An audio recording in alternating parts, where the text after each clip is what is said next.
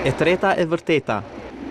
Kjo bestytni mbetet të vërtetohet në pranverë të vitit të ardhshëm, nëse deri në këtë afat do të përfundohet rruga 8 kilometrëshe nga Fushë Kosova deri në Slatin. Për përfundimin e saj kishin dështuar 2 afate.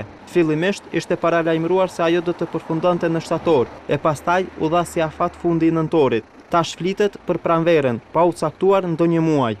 Kemi sugjerim që mos të shpejtojmë me njëherë me qitë, por të mbetet në pranverën e vitit të ardhshëm, ku do t'jipet edhe shtresa e fundit, që është shtres edhe mund ta quajmë edhe mbrojtëse të rrugës.